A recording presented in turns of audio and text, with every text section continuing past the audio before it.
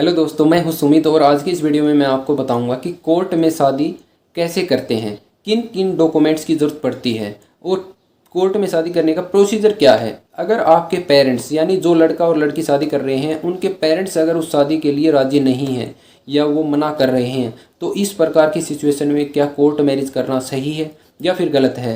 अगर सही है तो फिर कैसे करें। अगर लड़का और लड़की दोनों अलग अलग धर्मों से हैं तो किस एक्ट के तहत कोर्ट मैरिज करनी चाहिए। अगर दोनों सेम धर्म से हैं तो किस एक्ट के तहत शादी करनी चाहिए। कौन से एक्ट के तहत कोर्ट मैरिज करना आपके लिए फ़ायदेमंद होगा। इस प्रकार के सभी प्रश्नों के जवाब आज की इस वीडियो में मैं आपको दूंगा। तो चलिए बिना टाइम वेस्ट करते हुए करते हैं आज की इस वीडियो की शुरुआत।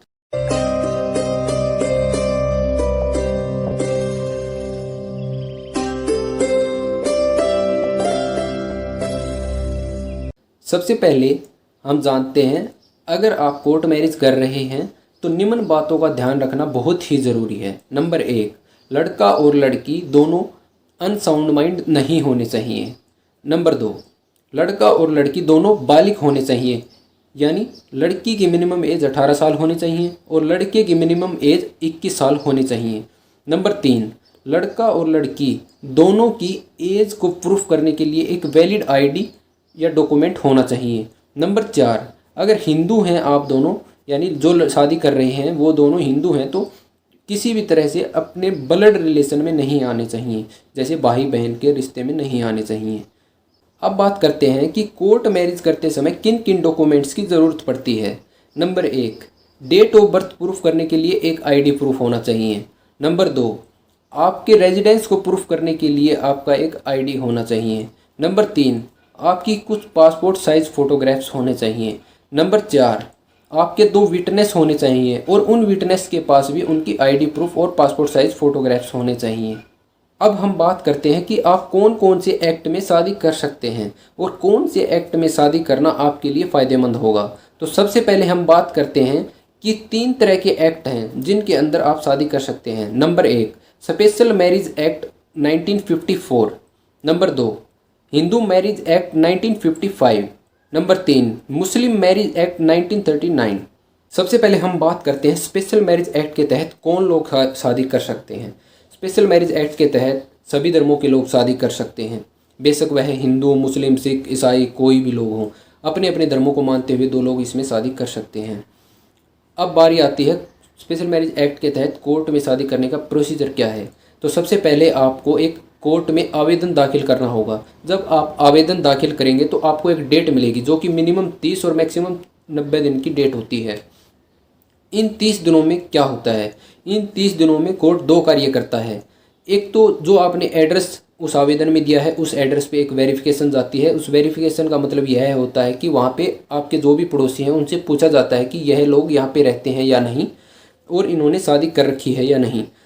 अब दूसरा काम जो इन 30 दिनों में होता है वह यह होता है कि जो कोर्ट का नोटिस बोर्ड होता है उस पर एक नोटिस लगा दिया जाता है कि ये लड़का और ये लड़की दोनों आपस में शादी कर रहे हैं। अगर किसी को ऑब्जेक्शन है तो कोर्ट में आके ऑब्जेक्शन सबमिट कर सकता है। अगर कोई ऑब्जेक्शन सबमिट करता है तो फिर इसमें टाइम लग सकता है। अगर कोई ऑब्जेक्शन नहीं आता है तो 30 दिन के बाद आपको कोर्ट में बुलाया जाता है और कोर्ट में आपकी शादी करवा के आपकी कोर्ट में ही शादी रजिस्टर कर दी जाती है और फिर आपको एक मैरिज सर्टिफिकेट दे दिया जाता है। इस प्रकार स्पेशल मैरिज एक्ट के तहत आप कोर्ट में शादी कर सकते हैं। अब हम बात करते हैं हिंदू मैरिज एक्ट 1955 के तहत कौन लोग शादी कर सकते हैं। हिंदू मैरिज एक्ट के तहत हिंदू लोग ही शादी कर सकते हैं। अगर किसी दूसरे धर्म के लोगों को इस एक्ट के तहत शादी करनी है तो उनको अपना रिलीजन कन्वर्जन करवाना होगा। अगर मान लो कोई मुस्लिम लड़का किसी हिंदू लड़की से हिंदू मैरिज एक्ट के तहत शादी करता है तो उसके ऊपर हिंदू मैरिज एक्ट लागू होगा। इसके बाद वह 4 शादियां नहीं कर सकता। अब बात करते हैं कि हिंदू मैरिज एक्ट के तहत शादी करने का प्रोसीजर क्या है। तो सबसे पहले आपको आर्य समाज मंदिर में जाके शादी करवानी होगी। उसके बाद आर्य समाज मंदिर से आपको एक सर्टिफिकेट मिलेगा। उस सर्टिफिकेट के साथ अपने डॉक्यूमेंट और गवाह को ले जाके मैरिज रजिस्ट्रेशन ऑफिस जाकर आप अपनी शादी को रजिस्टर करवा सकते हैं। हिंदू मैरिज एक्ट 1955 के तहत अगर आप शादी करते हैं तो आपको सिर्फ 2 दिन या 1 दिन का ही टाइम लगता है। अब हम बात करते हैं नंबर 3, मुस्लिम मैरिज एक्ट 1939। मुस्लिम मैरिज एक्ट के तहत कौन लोग शादी कर सकते हैं। वैसे तो इस एक्ट के तहत मुस्लिम ही शादी कर सकते हैं। अगर किसी दूसरे धर्म के लोगों को इस एक्ट के अंदर शादी करनी है तो उनको अपना धर्म कन्वर्जन कराना होगा। अब बात करते हैं कि मुस्लिम मैरिज एक्ट में कितनी शादी अलाउड हैं। तो आप मुस्लिम मैरिज एक्ट के तहत कोई लड़का 4 शादियां कर सकता है। अब मुस्लिम मैरिज एक्ट में शादी करने का प्रोसीजर क्या है? तो सबसे पहले आपको निकाह करना होगा। निकाह के बाद आपको एक निकाहनामा मिलेगा। निकाहनामा एक प्रकार का डॉक्यूमेंट होता है। इस निकाहनामा को आप अपने डॉक्यूमेंट और गवाह के साथ अपनी मैरिज रजिस्ट्रेशन ऑफिस जाके अपनी शादी को रजिस्टर भी करवा सकते हैं। आई होप आपके जो भी कोर्ट मैरिज से रिलेटेड यानी लव मैरिज से रिलेटेड जो भी आपके डाउट थे वह सब क्लियर हो गए होंगे। वैसे मोस्टली जो है लोग आपको हिंदू मैरिज एक्ट 1955 के तहत जो शादी होती है आर्य समाज फिर रजिस्ट्रेशन, इसी के बारे में आपको बताते हैं। परंतु इसके साथ साथ स्पेशल मैरिज एक्ट 1954 और मुस्लिम मैरिज एक्ट के तहत भी आप शादी कर सकते हैं। कौन लोग शादी कर सकते हैं वह सब इस वीडियो में मैंने आपको बता दिया है। किन किन डॉक्यूमेंट्स की ज़रूरत होती है वह सब मैंने इस वीडियो में आपको बता दिया है। और प्रोसीजर क्या होता है। वैसे डॉक्यूमेंट सभी में सेम होते हैं और लास्ट में जो सर्टिफिकेट आता है वह भी तीनों का सेम होता है।